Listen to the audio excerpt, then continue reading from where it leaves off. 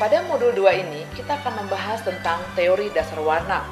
Berbicara tentang teori dasar warna, sebenarnya apakah warna itu? Warna merupakan fenomena yang terjadi karena adanya 3 komponen, yaitu cahaya, objek, dan observer atau pengamat. Dalam hal ini, observer atau pengamat dapat berupa mata manusia ataupun alat ukur. Apabila salah satu komponen tersebut tidak ada, maka kita tidak dapat melihat warna. Misalkan, dalam ruangan gelap, misalnya saat mati lampu, tidak ada cahaya. Kita tidak dapat mengenali warna. Warna apakah tembok rumah kita, baju kita, dan sebagainya. Lalu bila kita menutup mata, kita pun tidak bisa melihat warna sebuah objek. Dan demikian juga jika tidak ada objek, maka warna juga tidak ada. Sedikit saja perubahan pada salah satu komponen tersebut, maka akan dapat berpengaruh pada persepsi warna yang dihasilkan. Mari kita pelajari lebih lanjut ketiga komponen warna tersebut. Komponen pertama adalah cahaya. Cahaya merupakan gelombang elektromagnetik yang memiliki panjang gelombang tertentu. Cahaya yang dapat kita lihat saat ini dikenal dengan istilah visible light atau visible spectrum, yaitu gelombang elektromagnetik yang memiliki panjang gelombang 380 sampai 700 nanometer. Nanometer merupakan satuan yang digunakan untuk panjang gelombang elektromagnetik. Di atas 700 nanometer dikenal sebagai cahaya ultraviolet, dan di bawah 380 nanometer dikenal dengan cahaya infrared. Seberapa terang cahaya dinyatakan dalam color temperature dengan satuan derajat Kelvin. Standar internasional menyatakan cahaya putih adalah apabila sumber cahaya tersebut memiliki color temperature 5000 derajat Kelvin. Semakin tinggi nilai color temperature di atas 5000 derajat Kelvin, maka warna yang dihasilkan cenderung bluish, dan semakin rendah color temperature, warna yang dihasilkan cenderung yellowish. Ada beberapa sumber cahaya di sekitar kita, di antaranya sinar matahari, lampu TL, bohlam, fluoresen, tungsten, lampu khusus, dan sebagainya. Perbedaan sumber cahaya akan menghasilkan warna yang berbeda pula. Mari kita perhatikan gambar berikut ini. Juga gambar ini. Objek yang sama terlihat berbeda bila dilihat dengan sumber cahaya yang berbeda, dan efek ini sering dikenal dengan istilah efek metarisme atau efek metarisme. Dalam prakteknya di industri grafika, untuk menganalisa dan melihat warna secara objektif, kita memerlukan suatu peralatan yang disebut dengan color viewing booth, di mana lampu yang digunakan memiliki color temperature 5000 derajat Kelvin. Ada yang berbentuk desktop untuk desainer dan diletakkan berdampingan dengan monitor, ada juga yang besar dan berdiri yang biasa digunakan di percetakan. Dan ada juga jenis yang lainnya. Peralatan tersebut sangatlah penting apabila kita ingin menganalisa dan mendapatkan akurasi warna secara benar.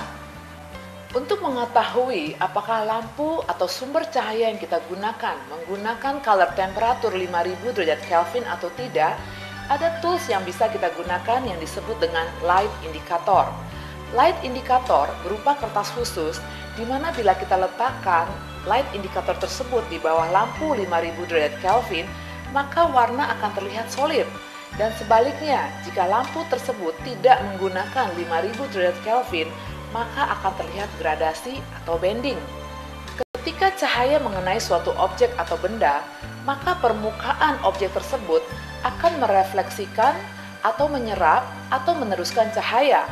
Hal ini dipengaruhi oleh kerataan permukaan benda, bahan pembentuknya, ataupun material yang digunakan, seperti misalnya gloss, matte, tekstil, plastik, cat metalik, dan lain-lain. Komponen yang ketiga adalah observer atau pengamat. Untuk melihat sesuatu benda, tentu harus ada mata. Mata sebagai anugerah Tuhan merupakan panca indera yang mempunyai struktur yang begitu unik dan kompleks di dalamnya. Ada retina, reseptor, dan komponen lainnya. Panjang gelombang yang diterima oleh mata selanjutnya diteruskan ke otak manusia sebagai memori dan diberi deskripsi sehingga kita bisa mengenali warna objek tersebut. Namun demikian, mata manusia sangat bersifat subjektif. Sebuah warna objek yang sama dapat memberikan persepsi warna yang berbeda bagi setiap orang. Hal-hal yang mempengaruhi persepsi yang berbeda pada tiap-tiap orang diantaranya adalah 1. Background gambar, kemudian usia atau jenis kelamin, ketiga emosi seseorang, apakah dia lagi stres, jatuh cinta, ataupun mungkin tanggal tua, belum gajian, juga besar kecilnya suatu objek dan sudut pandang. Coba perhatikan gambar ini. Apakah warna sepatu di atas dan di bawah sama? Ayo, jujur, kelihatannya berbeda bukan? Tapi ternyata sama loh. Sekarang coba perhatikan garis abu-abu ini. Apakah garis abu-abu ini yang di kiri dan di kanan sama? Coba perhatikan pada gambar kotak persegi kecil hijau ini. Apakah di sebelah kiri dan kanan sama? Kelihatannya berbeda bukan? Padahal sama. Sekali lagi, hal ini disebabkan karena background yang berbeda bisa menyebabkan mata kita melihatnya berbeda pula. Padahal sesungguhnya warna objek yang dimaksudkan adalah sama. Ini sering terjadi dalam kasus logo suatu perusahaan, di mana logo tampak berbeda di brosur dan di map yang memiliki background berbeda, padahal warna logonya adalah sama.